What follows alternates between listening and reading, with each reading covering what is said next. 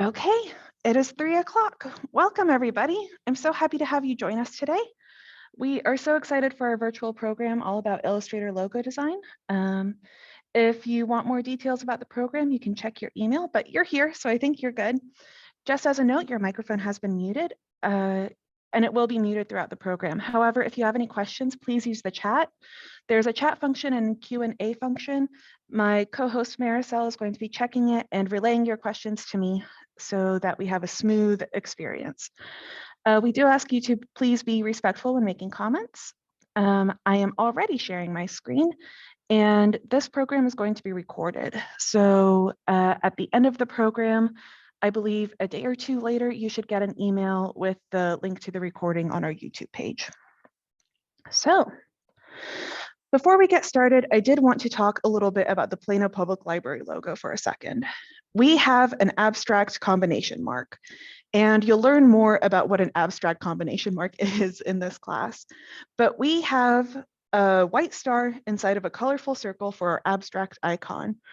And the idea of a star for a library is abstract, right? It's not necessarily related to books. It's not necessarily the first thing that you think of when you think of a library. But as we are fond of saying at the library, we are hashtag more than books. And we have been for a while. We have DVDs, magazines, ebooks, and e-audiobooks. We have databases, and we have classes, just like this one on logo design. So I think that the star represents all of these forms of knowledge and information gathering that the library supports.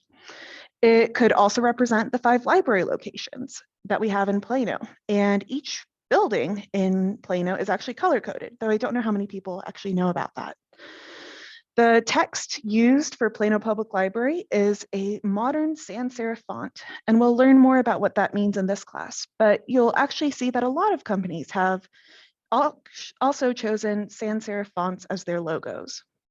The word Plano is bolded, so the logo is clearly focusing more on serving Plano and the surrounding area, being a part of Plano, being part of the city of Plano, than it is just being a public library.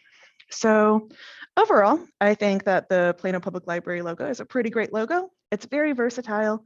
It follows a lot of trends, and everything is very simple and modern. So let's get started. Welcome to Illustrator Logo Design. I am Anna Kopinska. I am a library instructor at Haggard Library, and I am joined today, as I mentioned, by Maricel from Schimmelpfennig. On today's agenda, we are going to go through this short little PowerPoint, well, maybe not so short, depending on your definition. We are going to cover logo design theory, because before we can design a logo, I think it's important to know what rules we should follow and what things we should think about. So we are going to talk about color, we are going to talk about typography, the text or font that you use, and we're going to talk about different types of logos that you can create for a business. And that's going to take about 20 minutes or so. After we're done with our PowerPoint, we are going to dive straight into logo design in Illustrator. And Illustrator is an Adobe program that you have access to at the library. We are going to work on different logos and talk about different tools that you can use to create a logo. So the first thing to think about when designing a logo is to think about color, because color can greatly impact how people perceive your company. These are all companies where color has made a huge impact on their branding. Tiffany & Co. use that color blue on everything. And now that shade of blue is actually called Tiffany Blue. I can let you read over these on your own time, but keep in mind, these are color meanings that are true for Western society. And the color meanings absolutely change when you're in a different culture. That said, let's look at our previous examples. H&R Block chose green. And one of the meanings for green is actually new beginnings, abundance, and nature, right? So abundance when you're thinking of green. That's not bad for a company that handles tax refunds. You would hope that your tax refund is abundant, right? Tiffany & Co. have a very specific Tiffany blue color that mixes the responsibility of blue with the abundance found in green. And then there's Nickelodeon, a channel for kids that chose orange, which stands for energy and happiness and vitality, all of which are hopefully applicable to their audience of young children. But there's more colors, right? These are the more neutral colors. Again, these are meanings behind color that are very specific to Western society. So if you go to a different culture, or if you're doing business overseas, you might want to rethink about what these colors mean to people. But we've got UPS here, and UPS has chosen brown as one of their main colors, right? And one of the definitions of brown, or one of the meanings of brown, is dependability. And I think that's what UPS was going for, that they are a dependable company that will safely deliver your package no matter where it goes. So now that we've talked a little bit about color, we're going to switch gears a bit and talk about typography, or font choices. Just like color, font can also lend a mood to how your logo is perceived. Serifs are the little feet on the ends of letters that are usually found in traditional fonts. So I'm hoping you can see my mouse cursor. These little lines on the end of the C, when we write a C, we usually just do the curve. But in a font, a traditional font, you'll see these little feet. And serif usually give off a very classic feeling. Slab serifs are a subcategory of serif fonts, and they feature feet that are a little bit less delicate. So you can see here on our slab serif, we've got these very bold lines as opposed to these small, elegant lines. And slab serifs give off a bold and powerful feel. Many companies have actually switched their logos recently to feature sans serif fonts, or fonts that don't have those little feet on the letters. And sans serif fonts can definitely feel more modern. Script fonts usually feature cursive writing, and they are often used for special occasions such as weddings, and they give off a very elegant feel. Handwritten fonts give off a more informal feel. It's kind of like a personalized note that you send from person to person, right? It's something quick, it's personal, it's informal. Last but not least, there's decorative fonts, and decorative fonts can have a variety of different feels. They can definitely feel dramatic, but it really depends on the decorative font. The example font here is kind of a bold comic book-like font, kind of like what you would picture POW or Wham, or one of those onomatopoeias in comics. And now we can see a lot of the examples before in logo form. As I mentioned before, many companies have switched to a sans serif font. So you can see that the bottom row all kind of looks pretty similar when it comes to font. There's not a lot of personality there, but they all do look very modern. Google had a very classic sans serif font for quite a while before they switched to the sans serif. Airbnb had a mixed decorative, handwritten, and script fonts for their logo. Spotify used a bold slab serif font to indicate bold music choices, right? And then Pinterest used a light script font to highlight their elegance. I know that for a while, I always thought of Pinterest as the wedding Pinterest board. So I think that the script font made sense for that era, for that marketing. But I think they chose the sans serif font to kind of move away from that and indicate more appeal. Another thing to think about with typography is the style of the font.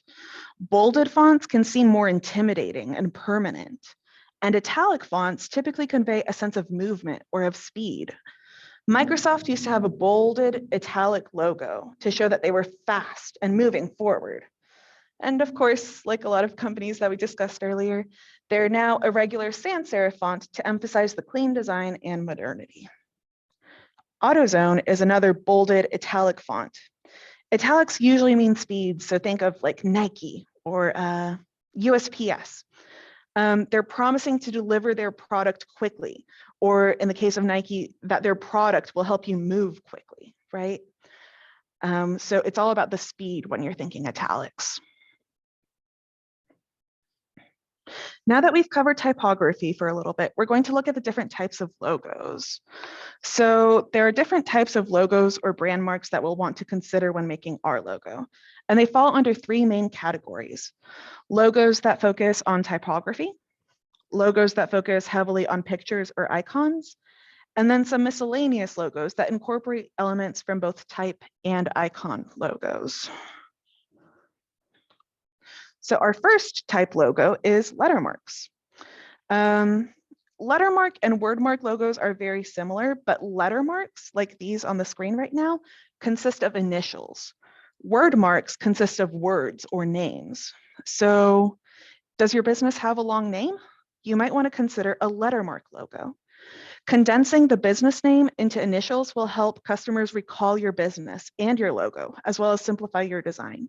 So HBO, as it is now known, stands for Home Box Office. But when you think of Home Box Office, that would be a very wordy logo, and it wouldn't have the same impact as just HBO, right? There's also ABC for the American Broadcasting Company. We've got CNN for cable news network. You'll see a lot of channels definitely use letter marks. But there's also Electronic Arts, which is a video game company, and IBM, International Business Machines, and then BBC, again, another channel for the British Broadcasting Corporation. So letter marks are really great if you have that long business name. But if you have a short and snappy name, you could consider a word mark.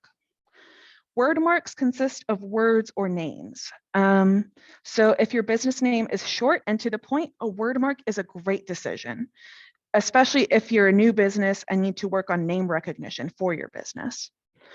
That said, both lettermark and wordmark logos are adaptable across marketing material and branding, making them highly attractive options for new and developing businesses. So that kind of covers our type logos. We're now going to switch over to icon logos. And here you see we've got pictorial marks, and pictorial marks are literally just the picture. And hopefully you recognize all of these.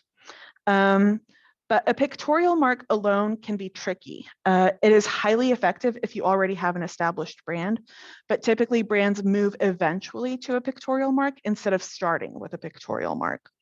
So it's definitely worth considering an icon logo of some sort for your business, but maybe stay away from pictorial marks, especially if you're just getting started. There's also abstract logo marks, which allow you to create a completely unique image for your business. So here's BP. It has nothing to do with oil or energy, but I guess it could kind of look like the sun, or it's abstract, right? It's kind of like our star for the Plano Public Library. There's nothing inherent about this symbol that screams what the company is about. And same with Pepsi, right? Pepsi is a dark colored drink, but they've got the red and blue and the little white in the middle. Nothing about this screams caffeinated drink, but it works. They have made it work for them. And same with Adidas when it comes to athletic wear. The three stripes seem to be pretty prevalent, but I don't know that this kind of like fleur-de-lis symbol screams athletic to me. That said, it's all about delivering the impact that you want to your customers, and it is a very friendly, approachable icon. There's also mascots when we think of icon logos, and mascots are usually used when you're trying to attract families with young children. Mascots are frequently found on food and especially cereal.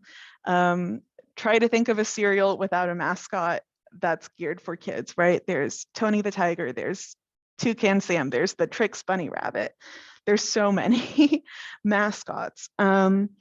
Because mascots really offer a friendly face, something for your customers to be attached to. And you can kind of create these stories of your product. So in the case of the Trix Bunny Rabbit, right? You have the bunny rabbit constantly trying to get these tricks this thing that is unattainable for the rabbit, but is okay for kids. So you can kind of create these brand stories with a mascot. And lastly, we have combination marks. And a combination mark is a great choice for most businesses out there. It combines the benefits of type logos and of pictorial marks. It's versatile, it's usually highly unique, and it is the most popular choice of logo among prominent companies. So you can see here, we've got Tostitos. They've got this little icon of people sharing a chip over a bowl of salsa. We've got Burger King, which incorporated the burger into the text of their logo, right? And then we've got Goodwill, where you can see the G or you can see half of a smiling face. It's all dependent on your perspective. So that's one of our miscellaneous logos, but we've also got another miscellaneous logo, and that is the emblem.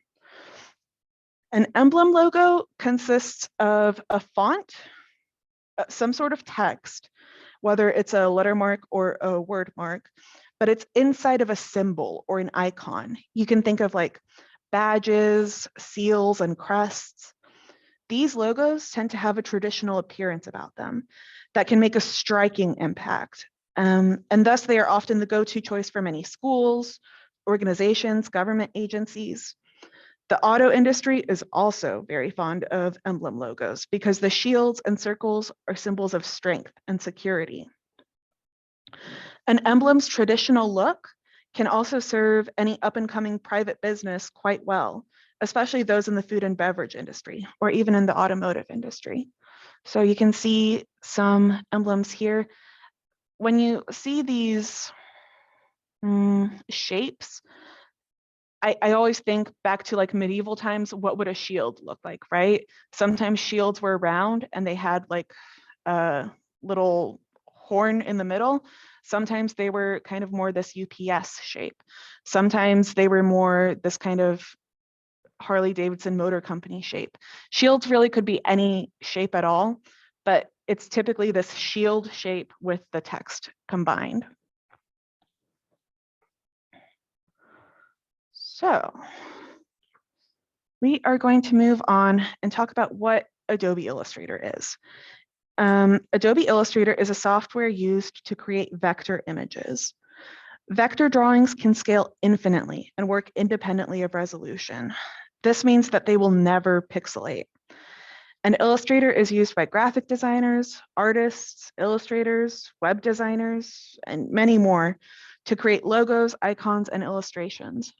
So you can see here the difference between raster images, which I'm sure many of you are familiar at least with the name of Photoshop.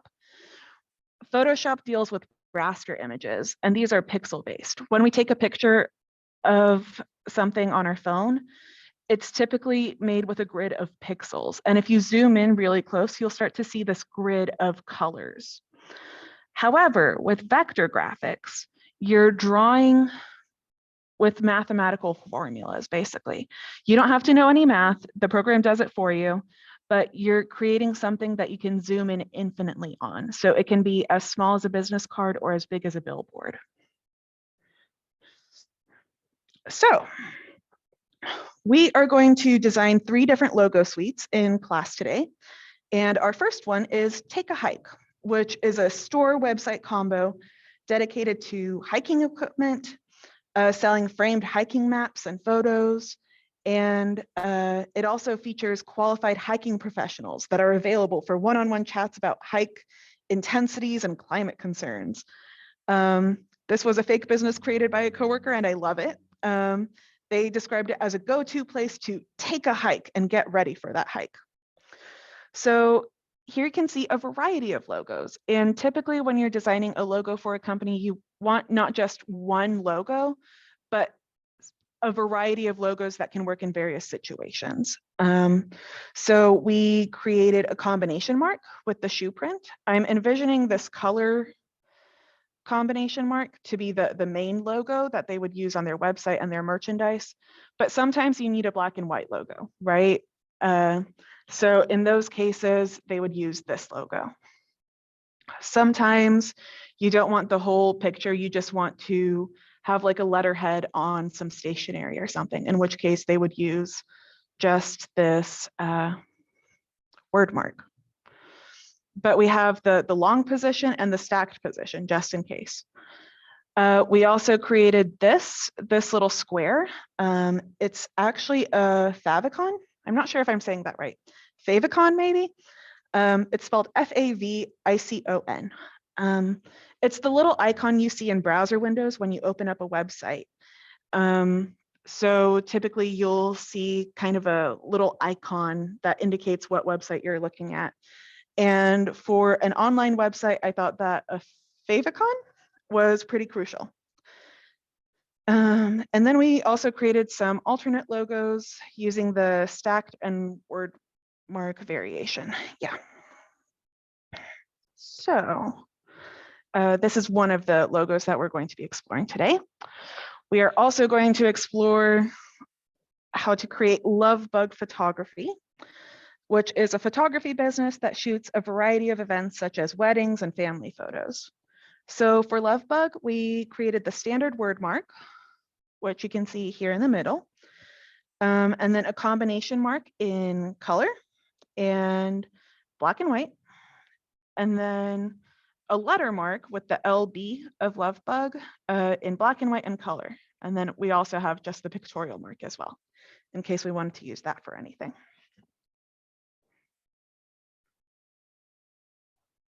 Another company that we are creating logos for today is Green Thumb Plant Nursery. And we have a combination mark up top here. We have an icon, this little thumb. We have a letter mark emblem that features a thumbprint, and we've got the word mark. As I mentioned, we'll only be covering 3, but we do have a practice file for you. We have Delightfully Decadent, which is supposed to be a breakfast and brunch bakery. We won't be covering this logo in class, but it can be a good exercise file if you feel like stretching your skills and trying to create a logo from scratch before working on your own logos. So consider this an extra practice. We're not dealing with it in class, but you should be able to recreate this using the skills that you learn in class. So, Marisol, if you could drop the link in chat, we are going to dive into Illustrator. But first, Marisol is going to share a link with us. And I'm going to move this. And this link takes you to our Google Drive for Adult Learning Digital Creation Adobe Illustrator logo design. Here you can see we have a handout PDF that goes over all of the tools that we'll be talking about in class. So you don't have to take notes. All of the notes are in here for you. We've also got the different Illustrator files of the final logos. So you can see we've got Delightfully Decadent, that's our practice file.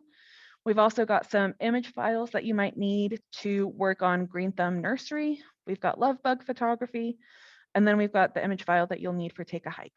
You can download all, and when you download all, it will download it as a zipped file. So a zipped file, when you go to downloads, when you open it, you'll see there's a difference between regular file folders like this one and a zipped file. You'll see this little zipper icon on the file. If you're working in Windows, you're just going to right click on that file and you're going to hit extract all. It's going to ask where you want to extract it. I usually just go with the default option and then I say extract. And here it opens a new window for me where I can see my Adobe Illustrator logo design and I've got all of my different files. So we are going to work from these files, but first I wanted to talk about what to do when you're starting from scratch, right? When you're creating an Illustrator document. So when creating a logo, well, before I start there. On the library computers, each library in Plano has an Adobe computer, which has the Adobe Creative Cloud on it. And you'll see it looks an icon like this with the rainbow and this kind of cloud interlinked icon on it. To open Illustrator, you would double click on your Adobe Creative Cloud icon, and then you would see Illustrator is installed. It's usually up to date, but you can always update it if it's not. And then you would hit open. And this opens Illustrator for you. It takes it a second.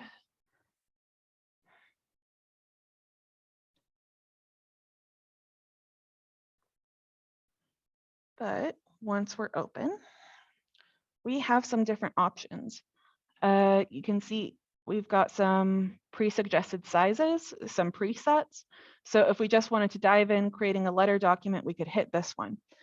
I almost never work with the presets. I am very stubborn and I like things to be customized just for me. I am a princess and the pea. So I like going to new file. And from here, you can see I've got some recent files. There's also different presets for mobile, web, print, so on and so forth. I like starting with letter-sized documents, but typically you'll see that the unit of measurement when it's talking about width and height is in points. I do a lot of digital design, and I'll confess to you, I have never figured out what points are. I'm sure they're a great unit of measurement, but they don't work for me. So you can click on this drop-down menu and select inches, which is what I usually recommend. And then you can see that we've also got orientation options. So I usually like working in landscape, but if you prefer portrait, that's entirely up to you. There's no right or wrong way to create a logo, right? It's all just about your process. For the purposes of this course, though, I recommend starting with 3 artboards. Artboards are kind of like pages in a document. And when creating a logo, I find it is best to have multiple artboards to organize your thoughts. So I usually have the first artboard to be kind of where I create my inspiration mood board, because it's very important to have kind of a direction when you're building a logo. The second board can be used to identify different fonts and to compare different fonts with each other. And the third board can be used for the final logo designs. So because logos are usually used for both print and web design, it's usually easier and safer to start in CMYK color mode, which is this right here, as opposed to RGB, which is used for the web. CMYK colors are a little bit more limited in their palette. You can get really awesome colors in RGB. However, if you're going to be creating print anything, you won't be able to get that same vibrancy. So it's usually safer, in my opinion, to start with CMYK colors, which are already a little bit more muted, and have that be integrated into your final product than to start with RGB and then be disappointed by the print results later, if that makes sense. So I'm just making sure that that's CMYK. All of the other options on default are pretty good to me. I'm just going to hit create. Okay.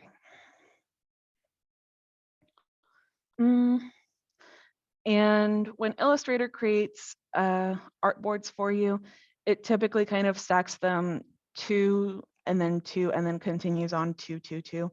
I like having mine laid out in one long horizontal strip. I don't know why. So if you wanted to move that, this is Illustrator, by the way. This is our main workspace. This is our toolbar. And the toolbar allows you to manipulate what is on the workspace. So typically the default selection tool is what you're going to have selected in the toolbar. However, in order to move the artboards, I want to use the artboard tool, which is this kind of rectangle that kind of looks like it's a page with a corner folded. With this artboard tool, I can select artboard 3 and I can just drag it on over. There we go. Good enough. Okay, and now back to my selection tool. In Illustrator, I think it's important to note that we've got the menu bar, which has a lot of drop-down menus. The file is very similar if you've ever used Word or anything similar to it. It's got save as options, it's got export options, which we'll talk about in a little bit, print, so on and so forth. We've also got edit, which shows you shortcut keys for undo or redo. It also allows you to cut, paste, so on and so forth. We've got object, type, select, effect, view, window. These are all different effects that we can alter in Illustrator. Underneath the menu bar, we've got the options bar. So depending on what we have selected, this options bar is going to change a little bit. So you can see now I've got character and paragraph, but if I click on this pen tool, it goes into document setup and preferences. Some of the things will stay the same, but other things will look a little different. So these are just depending on the tool that you choose. Also, Illustrator likes to group similar tools together. So you'll see some of these tools have this little arrow in the bottom right corner. So if you long click on a tool, you can see that I've got either the direct selection tool available to me or the group selection tool. I'm going to keep it on the direct selection tool, but some of the tools like the type tool have a lot more options. So there's the type tool, area type tool, type on a path, vertical type, so on and so forth. We're not going to get into all of these. We're going over the basics, but you can do a lot of crazy things with the different tools. Lastly, we've got these guys. These are our panels, and I'm going to expand them by clicking on this double arrow. And here you can see we've got color guides, swatches, different colors that we can select automatically. We've got different options going on for different tools. And actually, I'm looking at this and I'm realizing, yes, I am on Essentials Classic. Sometimes you won't see all of these options in your workspace. So this button by the minimize button, that kind of looks like a window. This is your workspace selector, I think is what it's called. And here you can see we've got different options, different things that you can use Illustrator for. So you could use Illustrator for like automation. You could use Illustrator for typography. You could use Illustrator for web design. And depending on which workspace you choose, it's going to change the toolbar and it's going to change the panels. So I like working with Essentials Classic. It's what I'm used to. So that's what I've got. As I mentioned, the first thing that I like to do when creating a logo is I like to create a mood board. So you need to determine the art direction and inspiration for the logo. You can gather images from Pinterest. There's also a lot of great, what are they called? Copyright-free, royalty-free websites that have stock images. So these are free, not like iStock or anything like that. But you can use Pexels, P-E-X-E-L-S. You can use Unsplash. You can use Pixabay and more. When looking for photos, you should try to find at least 2 examples of logos or text, 2 examples of the client or audience that the business caters to, and 2 examples of photography that the business could use in like social media or advertisements. And when you combine all of these different elements, the mood board should have a fairly unified art direction and a cohesive color palette to draw from. So the first step is you want to download your images to an appropriate location. I've already got my images downloaded, so I am going to go in Illustrator to File in the menu bar, and I'm going to select Place. Under Downloads, you can see I've got one of my inspiration mood boards, and this is for Take a Hike. I selected all of these by clicking on the first one, holding down the Shift key, and then clicking on the last one. And that just selected all of them in between. And I am going to select Place. Okay, And when I click place, you can see that my cursor changes a little bit. It's no longer just an arrow. It's got this arrow with a bunch of images kind of loaded underneath it. So I like placing my images a little higher. I don't want them on my artboards just yet. I do want them kind of in this upper workspace area. I can already tell I'm making them too big, so I'm going to start making them a little bit smaller. I always make things too big. I don't know why. But you kind of just want to get an idea for what the images are. You can see when I was looking for take a hike, I was looking at like hiking shoes, what hiking paths look like, people who are actually taking a hike, right? The different views and inspirational settings that you get with hiking. But I was also thinking of like footprints and different gear that you need for hiking. Okay, so now I've got that done. I'm going to make my original images much smaller.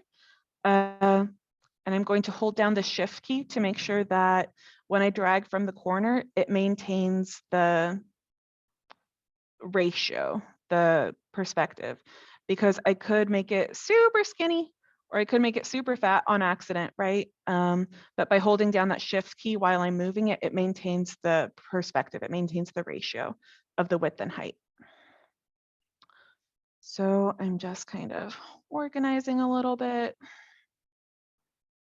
Okay, that's good enough. So we've got our images, but this doesn't look very professional, right? When you're creating a mood board, you can have different kinds of mood boards. So I don't want to say that there's any right or wrong way, really.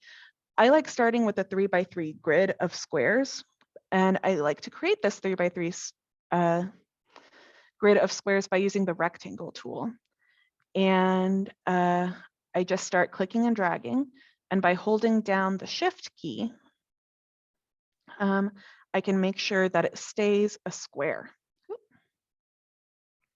No. I'm going to switch back to my selection tool after creating my first square, and I'm going to copy it by hitting Control C and then Control V. And I'm going to click and drag it over, click and drag it over. Now, those don't look too bad, but usually when you're creating this grid of squares, you'll see that they're a little bit askew, right? And it's okay if they are. You never have to worry too much about it. I like creating a row or column first. And then what I like to do is I like to highlight all of them. And then here in the options bar, you'll see that we have align as an option. And this align panel allows us to align objects. So I'm going to vertically align center so that all of my squares are in a row. And I'm also going to distribute objects. So horizontal distribute center. And you can see that moved the center square a little bit over. And now they are equally spaced apart. So I'm going to group these actually. And grouping them allows you to kind of temporarily tape them together, for lack of a better word. So if I right click, I can click group. And now when I use the selection tool, I can move them all together. And now I'm going to copy them again by using Control C and Control V.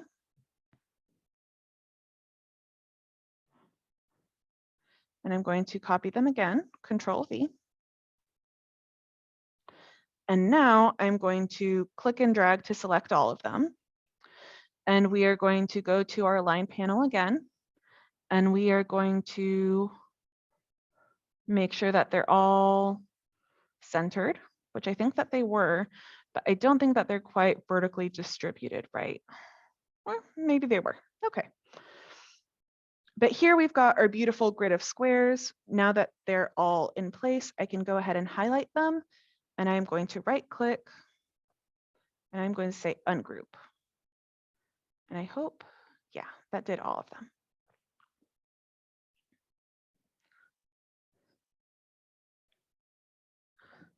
So we've got our various images here, and we've got our squares. And I'm just going to select one image. I usually like starting with the center square first. And I like putting the audience of the company in the center square. So I'm going to maybe choose this photo this time. And I'm going to drag it behind the square. Now you'll see that my image is behind the square, and that's perfectly fine. That's exactly what we want, actually. I'm going to select both the image and the square by holding down the Shift key and clicking on both. And then I'm going to make a clipping mask by right-clicking on the two, right-click, and there's the option to make a clipping mask. And a clipping mask basically works like a frame. So you can see we have our image still, but it's cut within this square. So if I double click within this square, you'll see that I still have my original image. I can make it smaller, I can make it bigger, I can change how it is oriented in the square, but the clipping mask allows me to have this kind of frame of the square. Okay. And you would continue to do this for all of the squares. You would just place each square individually wherever you felt it most belonged. I'm not going to walk you through that process. I think that once you make one clipping mask, you kind of get it. I think maybe I'll make one more clipping mask. So I'm going to drag this shoe over to the corner square, and I'm going to make sure that I have both the image and the square selected. So I'm holding down the Shift key and I'm clicking on both the image and the square. I'm going to right click and I'm going to make clipping mask. And now you can see I've got my shoe inside of that square.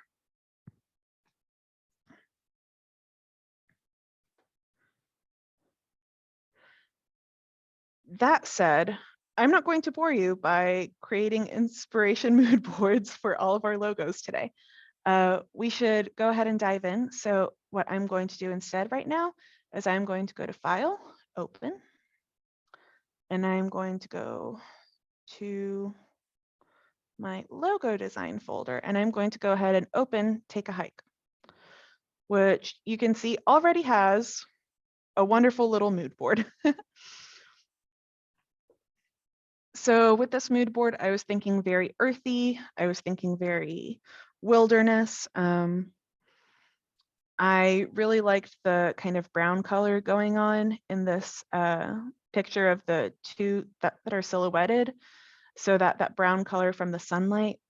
And I also thought that brown kind of indicated the earthiness, the mud of the trail. So eventually I found this image. And you can see it's from a stock website.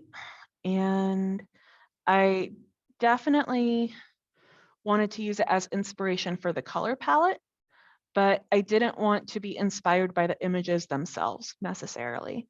I just really loved this color palette. So I'm getting ahead of myself. No. Okay, first we are going to talk about the fonts. Sorry. When I'm going to go ahead and create some new artboards so that we kind of walk through this process together. And I'm not going to worry too much about whether they're appropriately sized. Good enough.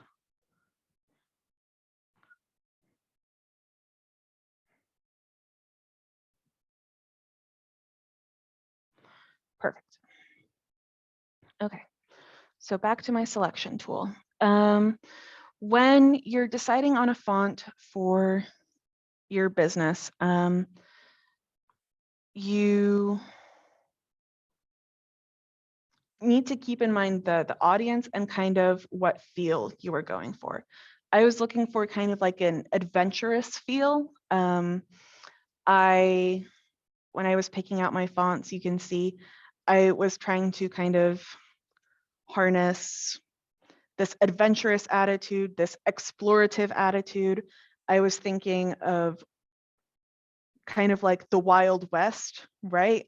The final frontier, not space, but um, I was thinking different fonts that could kind of evoke this feel of exploration. And the way to do that is you just start by going to your type logo.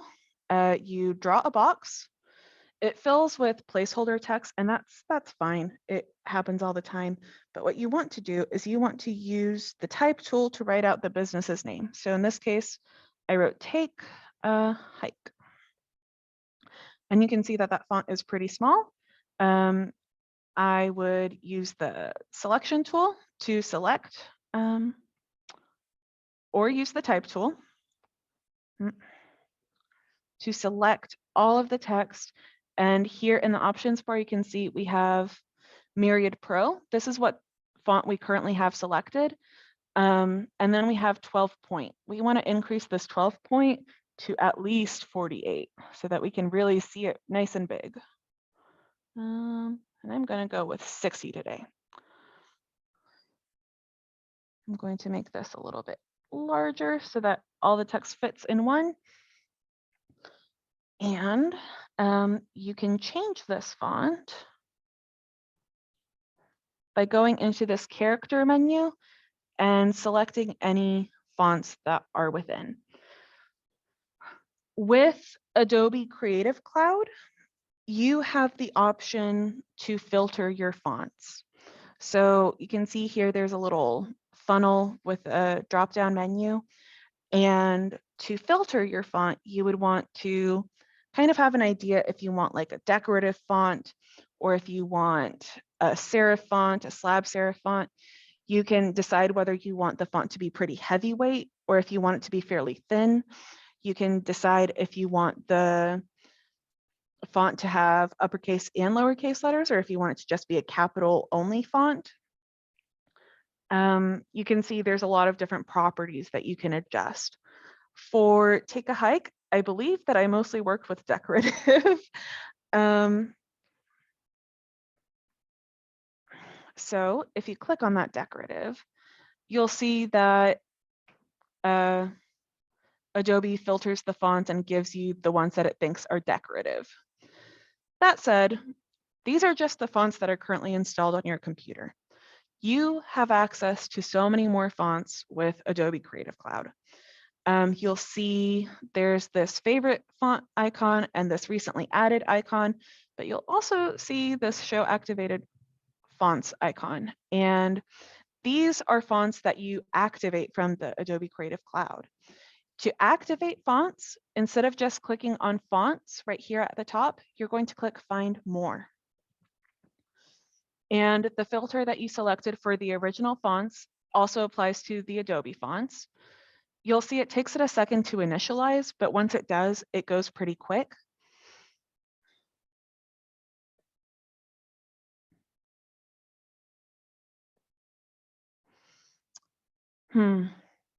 It's normally a little bit faster than this. I'm wondering if my Wi-Fi is slowing down due to the storm.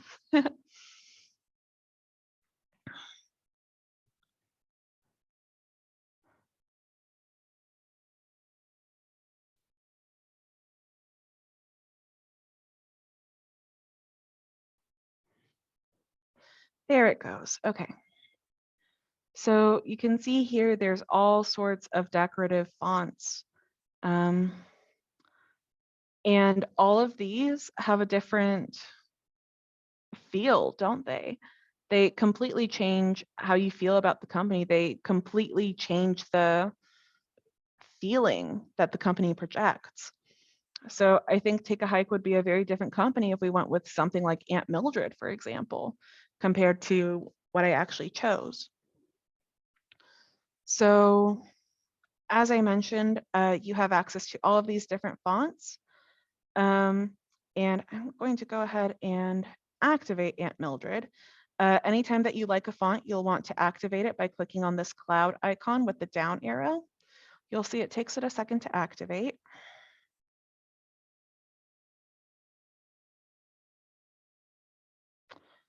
And then we can click it, and there's our Take a Hike. You're going to want to repeat this process with the fonts several times. I like choosing at least 6 different options. When you're looking at these, don't think too much. Just consider, does this fit the adventurous theme that I'm looking for? Yeah, sure, it kind of does. Okay, I'm going to move on and find another font that kind of fits this. So instead of Aunt Mildred, maybe I would select, I don't think Blenny Black fits our mood. But maybe Bungee Regular fits our mood. You want to have some options, basically. And once you have your options, so you can see here, these are some of the options that I chose, and the font names are underneath. I looked at them and I basically questioned myself, do I think that this would work for my company? There's no right or wrong. This is very much so the designer's point of view, right? I think there's designers that more people would agree with, but I think that any choice that you make as a designer, somebody would agree with. It's just a matter of getting to know your audience.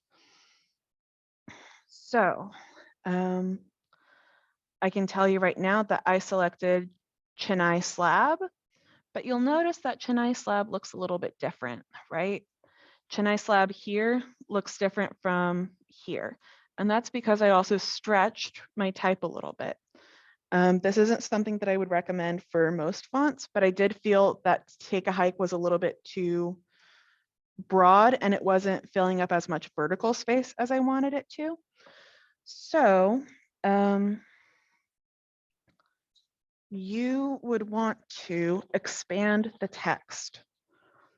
Right now in the text box, I could change Take a Hike to a completely different business name if I wanted to. But I'm going to copy this text box and paste it. And this is the text box that I'm actually working on. Or actually, let's put it up in the artboard that I'm working on. Here you can see my artboard, and I'm going to go to Object, and I'm going to click Expand. And it's asking me what I want to expand. I want to expand the object and the fill. Perfect. And now, instead of a text box, I've got basically an outline. Let me see if I can zoom in a little bit more.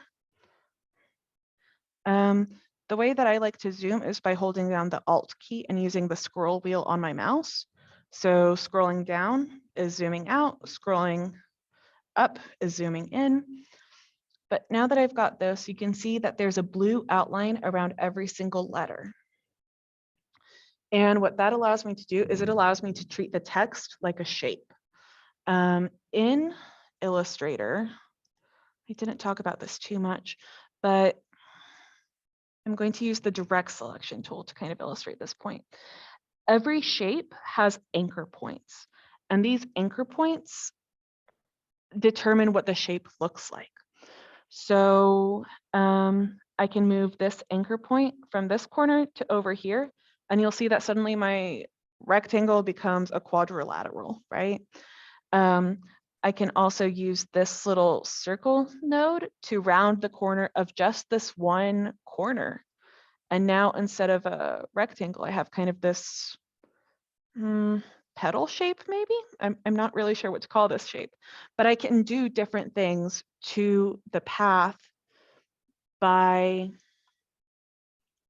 working with these different nodes. I can change this corner point to a curved point, a smooth point, and then it creates a handle for me. And with this handle, I can determine what the curve of the shape looks like just by moving it around, stretching it out, or moving it back in. I can move that point away or down or anywhere that I want to, and it changes how the shape looks. So I hope that that kind of makes sense. As I mentioned, Illustrator is based on mathematical formulas. And if you think about it, this is like a quadratic line that changes at this point, and then this is the graph of the line to this point, and so on and so forth. So again, you don't need to know the math. Illustrator handles the math for you, but these are anchor points. And before, when we had our text box, we weren't dealing with anchor points. We were dealing with text. By expanding the text, by going to Object and Expand, we have converted the text into shapes with anchor points. So I'm going to illustrate that. You can see all of these different anchor points. If I select just this anchor point, I can make the A look super weird. I'm not going to do that though.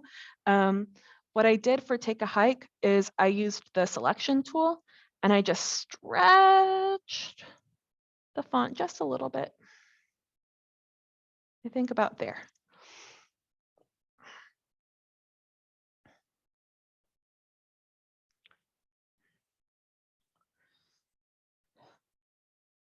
So that's how I basically created the font for Take a Hike. However, you'll see that we also have this shoe print, right? So I'm going to go to File and Place. And here you can see that we have Take a Hike shoe print image. This is a stock image that I found, I believe, on Pixabay, but it could have been on Pexels. And here it has 2 shoe prints. Now, this currently is a raster image. Anything with this blue X over it is a raster image. That's that pixel-based image, right? We want to create this shoe print to be a vector image. And we can do that really easily by having our selection tool selected. We're going to select the image. And then up top, you should see an image trace button. And if I click on image trace, you'll see it looks like absolutely nothing happened. And this is exactly what we want for most objects. You can view the image trace panel by clicking on this little icon in the options bar. And this allows you to make some changes to how your image trace looks. We want to view the tracing result, and we want to make sure that it's in black and white. However, there's also some advanced options. And I'm going to move this up a little bit. You can see that we have a different threshold. And if we move this to the left, our image kind of completely disappears. If we start moving it over to the right, it reappears. And I think if we move it to the right all the way, it becomes entirely black. This was a black and white image to begin with, so it makes sense for our mode to be black and white. If you had a color image, you would want to use color mode. If you had a grayscale image, you would want to use grayscale. For our black and white image, black and white is perfect. This determines how many paths are created for the vector image. And I don't know that we necessarily need to go into all the details. I like keeping things at about 50% usually. The most important thing though, when you're working with black and white images for logos, is I like to ignore white. I don't know if you can see the difference that that made. Typically, Illustrator will outline both the black shapes and what it perceives to be the white shapes. In this case, I just want the black shapes. I don't want any of the white to be a shape that Illustrator computes for me. So I'm going to ignore the white. And once I am happy with what this looks like, I'm going to close that dialog box that I opened by clicking on this icon, and I'm going to click expand. And here you can see, once again, Illustrator has created these blue outlines around my shoe shape, and that's exactly what I wanted. So I'm going to use my direct selection tool to select all of the anchor points in this shoe, and I'm just going to hit the delete key to completely delete them, because I'm pretty sure I used the top shape.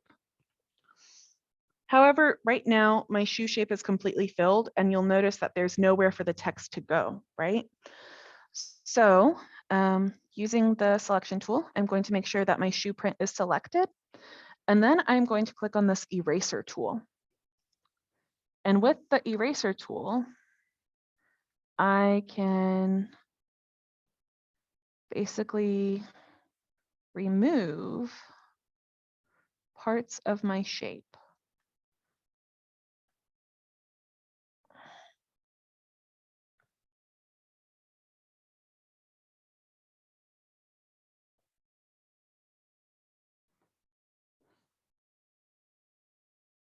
And I'm just clicking and dragging to erase, and then releasing to commit to the erasure.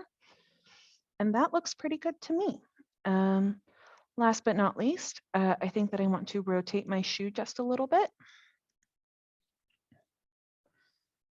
And now I'm able to move my take a hike into the shoe. I'm going to hold down the shift key again to make sure that everything fits perfectly. Going to make it a little bit smaller, and then using the direct selection tool, I'm going to select a hike, and I'm going to move them over a little bit using the arrow keys. And then I'm going to move just hike with my arrow keys, just so that it's a little bit more spaced out. And now I'm going to move everything a little bit over, move it down. And I'm just using the arrow keys on my keyboard to make these little adjustments. Sometimes I like using the mouse, but sometimes the arrow keys really help me hone in exactly where I want to go. So here we've got our black and white logo, all done. Pretty simple, right? As I mentioned before though, sometimes we want color. So I'm going to move this black and white logo. We are going to group it, just kind of like we did with the mood board initially. And I'm going to group it by selecting everything with my selection tool, clicking and dragging to make a little rectangle. I'm going to right click and I'm going to group. And now I can move that up top. I'm going to copy and paste that to right here underneath. And as I mentioned before, I really loved the colors of this image. And when you're working with logos or any kind of brand identity, you usually have set colors that you want to stick to so that the brand is consistent, right? So what you can do is you can go to swatches, and here are some preset swatches. You can see here we've got very standard, very bright colors that are typically good in CMYK and RGB. We've got some primary colors. We've got another color palette selected. What we want to do though is we want to create a new color group, and this color group will be Take a Hike logo. Okay, and that creates this new file folder down here. I'm going to use this eyedropper tool to select first this brown color of my image. I'm going to zoom in by using the Alt key and the scroll wheel on my mouse. And now that I've selected this brown color, I'm going to create this little new swatch icon. And I'm going to make sure that my file folder is selected. I'm going to click New Swatch. And you can see here, that's not black, that's the color that I just chose. I could give it a name. So if you're very big on brand identity, you might call this like dependable brown or like muddy earth or something. You know, think of the paint swatches that you get at Home Depot or Lowe's. You can name the color whatever you want. Otherwise, it's just going to stick to the CMYK values. And honestly, I'm fine with that. So I'm just going to click OK. And I've created my first swatch. So I'm going to go to my eyedropper again, and I'm going to select this blue color. And once again, I'm going to click on my file folder, and I'm going to click New Swatch. Again, you can name it whatever you want to. Click OK, and there's our next color in our swatch palette.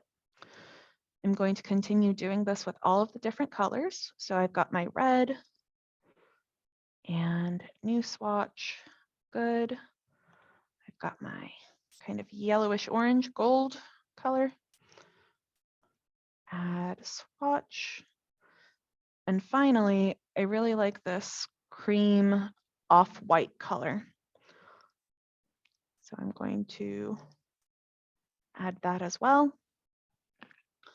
And here you can see we've got all of the different colors for our logo derived from this image. If you want, you can do like I did and create these various squares to always be able to reference from this. But I wanted to show you how I initially referenced the image. Now that we've got our swatches in there, what we can do with our shoe print is I like selecting the individual shapes from the shoe with the direct selection tool, this white arrow tool. And I like going to where it has this fill color up top in the options bar, and I can select any color that I want.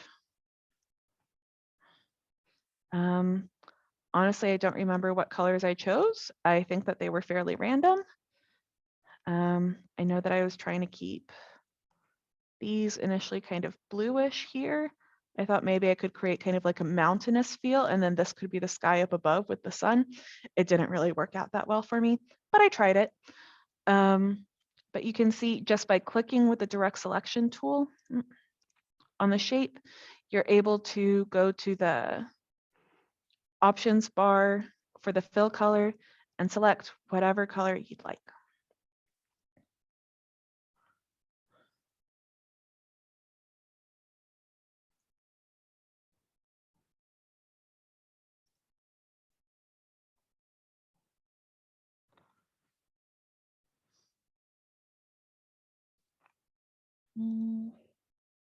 I think that you get the point. I think that I did a better job of this the first time too.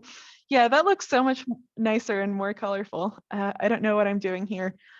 But you could continue basically filling in the color of this as you go. But I think that you've got the tool now to really take that into your hand. I think next up, I want to talk about these little stars that I added. I noticed that on a lot of shoe prints, when I was looking for shoe print images, some of them had these kind of star shapes to help with traction. But I also liked the idea of the star kind of like as a North Star to help with guiding you in the wilderness, right? When you're taking a hike, maybe you hike by the stars. I don't know. So I created these stars in here by zooming in really, really close and using the pencil tool. So I love the pencil tool. I wish that it was on top as opposed to the shaper tool, but usually the pencil tool is underneath the shape tool, the rectangle tool, and it's if you just long click on that shaper tool, you'll get the submenu to open up the pencil tool. With the pencil tool, what you're able to do is you're able to basically just draw shapes like these stars. And when you see the pencil cursor change to not just the pencil, but a pencil with this little complete circle underneath it, that's when you know that you've really created a whole shape. I'm going to fill that in with our dark color. And the great thing about the pencil tool is that if you kind of mess up, like I think that this spoke of my star is a little too skinny, I'm just going to zoom in even more. And I'm going to start somewhere on the line. And I'm going to draw where I want the line to be now. And you can see that the pencil tool redid that line based on my start and end point. So if you just start and end somewhere new, Illustrator doesn't really know what to do with that, right? But if you start and end on the same line, it knows that you wanted to redraw that line and make it a little bit different. Right now I'm noticing that this curve has a lot of anchor points. These are the little blue squares that you see here. And I don't necessarily want that many anchor points. So with the pencil tool, you can also use the smooth tool. The smooth tool kind of looks at the line that you've drawn, typically with the pencil tool, and it just smooths it out. So you can see I had like 4 anchor points and now I only have 2. I think that I can smooth that out even more.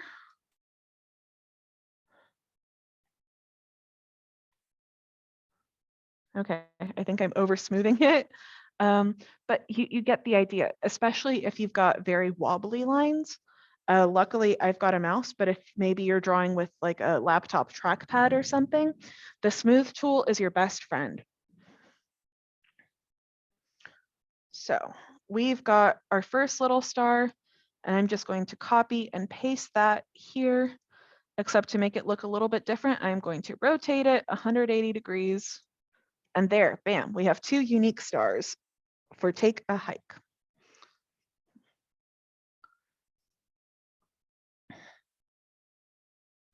So that's how I created that.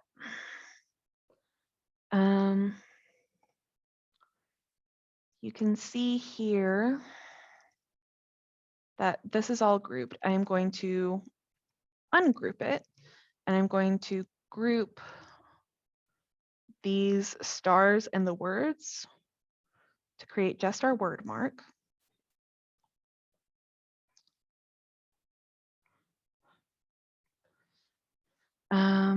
And then I'm going to copy and paste again.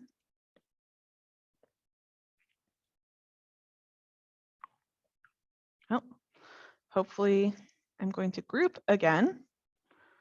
Group, copy and paste.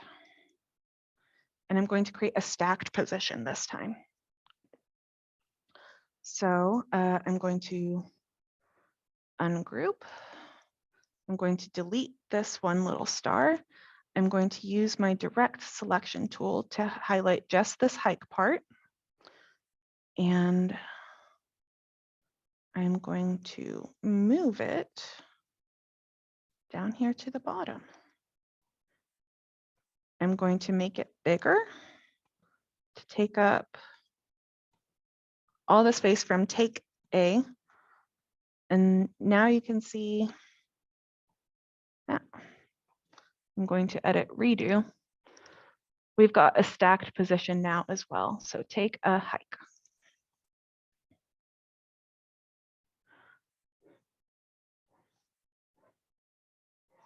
Okay, I think we're going to move on to our next logo design. And this is Love Bug Photography. Love Bug Photography, as I mentioned, is a photographer. Here's our mood board. here's our various fonts. You can see that the font that I ultimately chose was this Love Bug Mandevilla, but you'll see that the font that I chose for photography was fairly bold. And when I zoom in, you can see that photography looks a lot more bold than Love Bug, right? Even though when I click on this L, you can see in the character menu, you should be able to see in the character menu, that I had Mandevilla selected and it was the bold. This is the boldest option that it came in. I wanted it still a little bit bolder. And if you have a very narrow font, a very thin font, you can make it a little bit bolder. Again, I'm going to copy and paste. I'm going to move over here. I'm going to go to object and I'm going to expand my font, right? And now everything is together. For this, I don't want the photography to interfere with this. So I am going to try to just highlight these and add these. I'm noticing that I accidentally selected some anchor points here, so I'm going to use the control to unselect. Ugh. Okay, this is a little bit tricky. Selecting all of the anchor points from here, using my shift key to select all of these anchor points as well. Okay, perfect. So with these, you'll see that they have a fill, but they don't currently have a stroke. And to make it bolder, I just selected adding a stroke. This box that had the white with the red line through it, that's the stroke. And typically when you're dealing with shapes, you don't want strokes, but sometimes you do. And by adding a black stroke, you can see it got a little bit thicker. So I could keep adding a stroke and I could make it really, really bold. I wouldn't recommend overusing this feature, right? I think just a 1-point font brings the thickness pretty closely to the photography bit. So I love that option.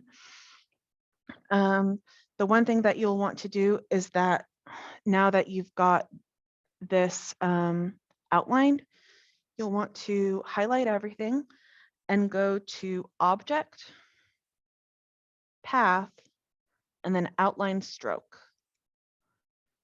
And now that your stroke is outlined, you'll want to go to Window, Pathfinder.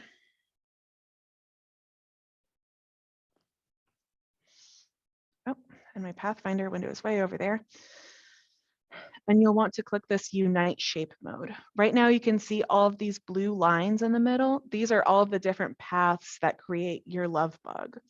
But if you click on Unite, you'll see that all of those paths have been combined into one. So now it's just the one shape again, as opposed to all of these layers on top of each other.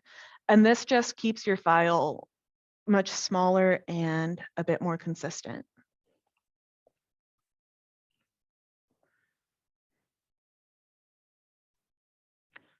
Okay. So that's how we bolded the font.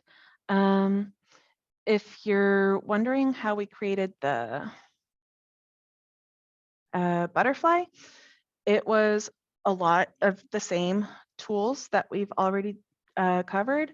It was using the pencil tool, and I just created the head, made it black, created the body. That's a little wonky. Let's remake that. Okay, sure. Made it black. And you can move that however you want.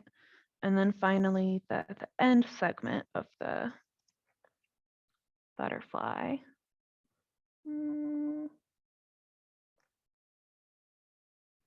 Okay, didn't quite work out for me, but I want to move on. So I'm going to take this and move it up.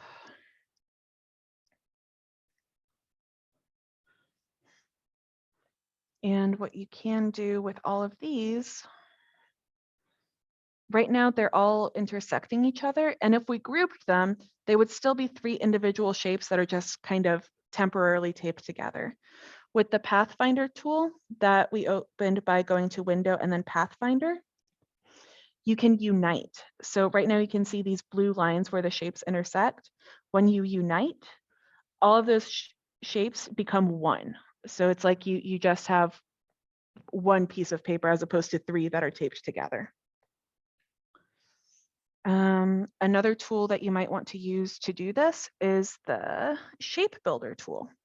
So you'll want to make sure that all of your shapes are selected together. And we did that by just using the selection tool and highlighting all of them. But to combine them using the Shape Builder tool, we'll just kind of draw a line through all of the shapes, and you can see it combined them all, very similar to the Pathfinder tool. The Shape Builder tool allows you to have a little bit more finesse. So maybe if you wanted to combine just these parts of the butterfly and then leave this part maybe a different color, you could do that just by drawing through these and then drawing through those. Hopefully that made sense. I'm going to combine all of them though, and we are good to go. Now we've talked about adding to the shape, but all of these little squares were actually subtracted from the shape. So, oh dear, nope. Illustrator thought that I was trying to delete my butterfly, which is not what I intended to do. Okay, these are very terrible wings, and I'm sorry. But Illustrator makes them beautiful. Gosh, love Illustrator. On top of this, though, maybe I want this to be blue for now. On top of this, I want to create little windows, though, right, for my film strip. So I created that one, and I'm going to fill it with white. And then maybe this one. And again, I'm going to fill it with white. And then this one. Normally, I'd be taking more time to make them actually look pretty, but you can fiddle around with the pencil tool as much as you want to make it look exactly like you want to. I'm trying to hurry because we're short on time. With these selected though, what you can do is you can highlight all of them and then highlight the wing shape. And instead of uniting, you can say minus front. And now I know that it looks the same because they were already filled with white.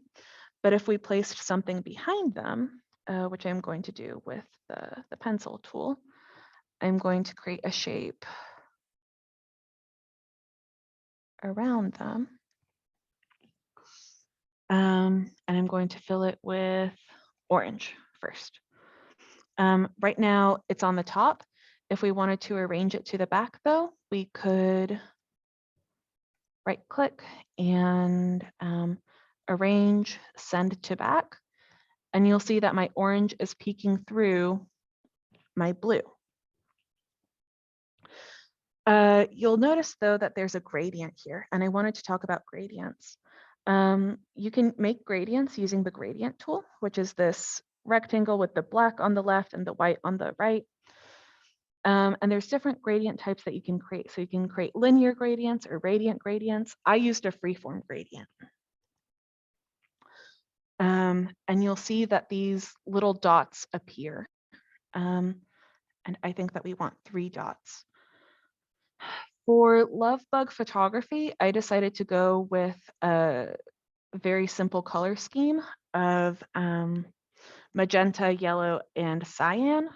These are traditional printer colors, so I thought that they would look very vibrant and very colorful for our photographer.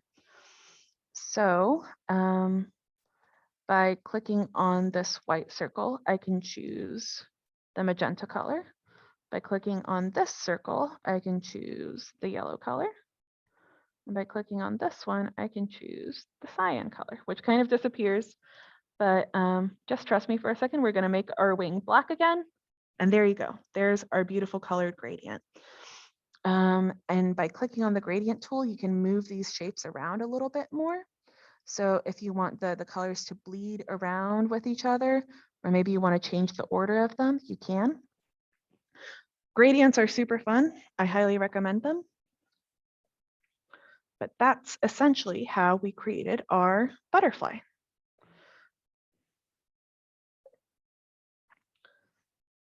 Last but not least, we are going to go to File, Open, and we are going to open Green Thumb Nursery. Again, we have our mood board, we have our fonts. When I was looking for fonts, I was having a very hard time. I really liked the lowercase letters of Julia. I loved how they kind of curved around and reminded me of springing shoots, and this H was beautiful, but I wasn't very inspired by the capital letters. That said, I was very inspired by the capital letters of Mandevilla. You'll see that they have these little curves, and I just loved them very, very much. So I combined the fonts. I am going to copy this here. The first thing that I did, though, was actually look for glyphs. So glyphs are different options that you can choose for letters. Not all fonts have glyphs, but some fonts do. So you can see when I highlighted this G, it showed me different options for Gs that this font has. This is the standard G, but I could also change it to this G, for instance, right? Which I loved that G. I wanted to make sure that this font was the Julia font. Oh, filtering decorative, clear all. I wanted Julia.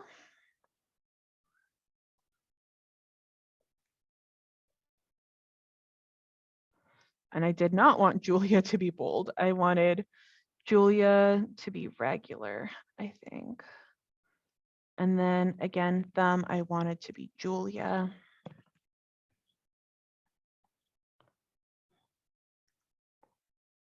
But regular, not bold. That said, I know that these look a little bit weird because my G and my T aren't thick enough, right? But just as before, when we were doing Love Bug, we can thicken the G and the T. So I would go to Object, Expand, and then just click on the G, make sure that it has a stroke of black. And I think for this one, I actually chose a 2-point stroke. Maybe even a 3-point stroke. I'm also noticing that I did something different though. I'm going to not have a stroke for a second. I'm noticing that I moved this part of the G down so that when I bolded the G, it wouldn't overlap with itself. So to do that, I used my direct selection tool and I tried to create a box. It's helpful when you're zoomed in really, really close. I created this box around the bottom part of my G, and that just selected all of the anchor points on the bottom of my G. And I used my arrow keys to move down. And just like that, I was able to extend the G a little bit. So now when I've got my G selected and I add a stroke and I add a thick stroke to it, it doesn't look as awkward. Maybe 3. Yeah, okay. And I did the same with the T.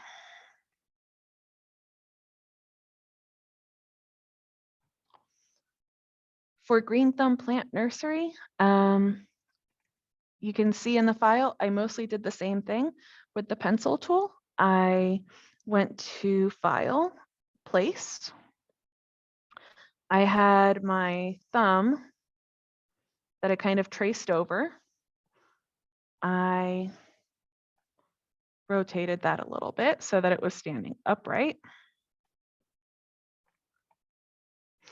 And with my pencil tool, I created these lines.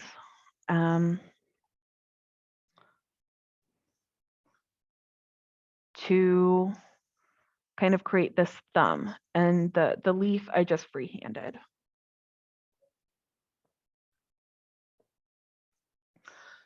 For the thumbprint, I did a very similar thing.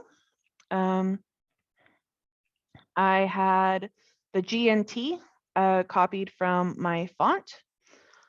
I gave them a white stroke this time.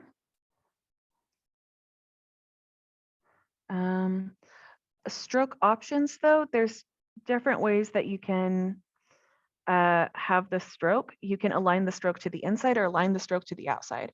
And I made sure to align the stroke to the outside. So this allowed the stroke to build on the letters instead of kind of taking over the letters. So I added a stroke. I had my fingerprint picture that I'll add here.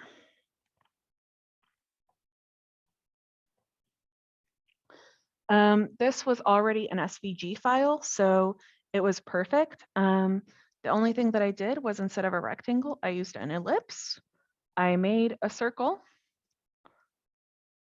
And this time, when I highlight both of these, I made a clipping mask. And there you see is my thumbprint, right? I moved my GNT, made them a little bit smaller. Oh.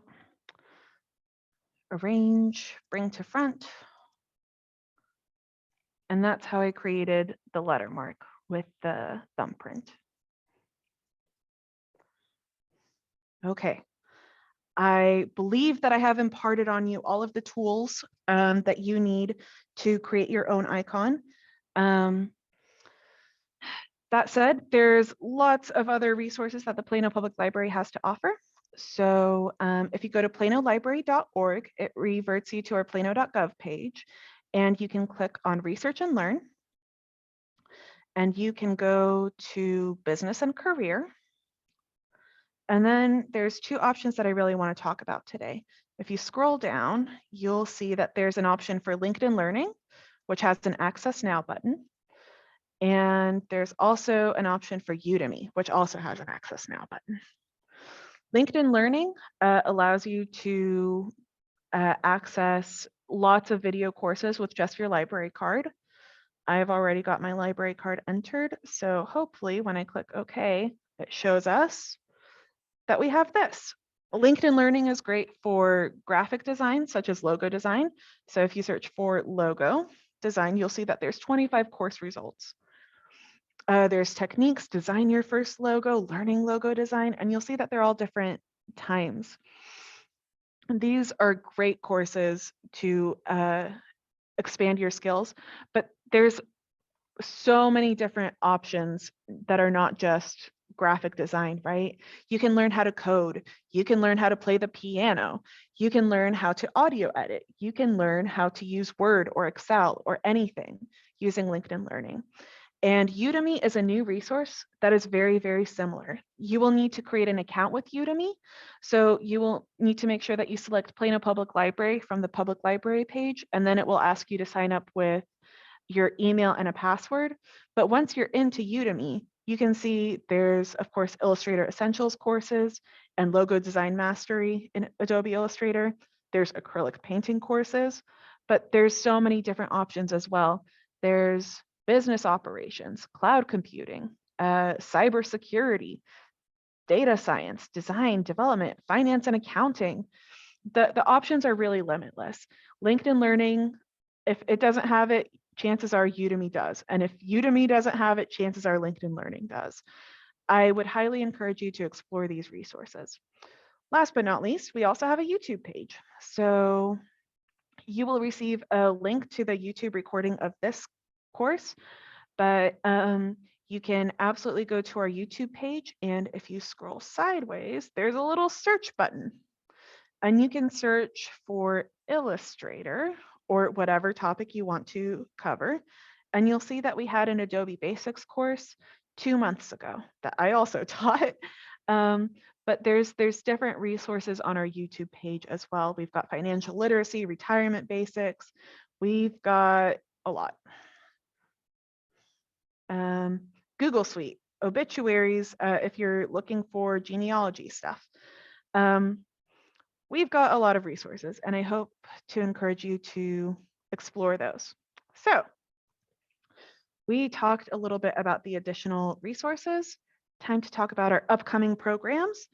In June, we're going to have some Cricut classes. So if you're interested in digital fabrication and transferring your designs to something that can be cut, absolutely attend those Cricut classes. Since you're interested in logo design, you might also be interested in basics and branding. This would be using Canva, which is a much more intuitive tool to use, I would say, and that's July 7th at 3 p.m. We've also got another Illustrator class coming up that's all about customizing fonts. That's going to be August 11th at 3 p.m. If you have any questions, my name is Anna Kopinska. As I mentioned, I am a library instructor and research specialist. I would be happy to hear from you. You can go email me at annak@plano.gov.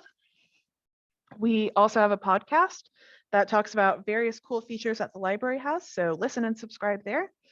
Last but not least, thank you for attending our virtual program. You can find more resources on our website and our blog, planolibrarylearns.org. I'm going to mention one last thing. If you could take a moment after this class to fill out our virtual program survey, it really helps us out a lot. It's not too long. It's asking very basic questions.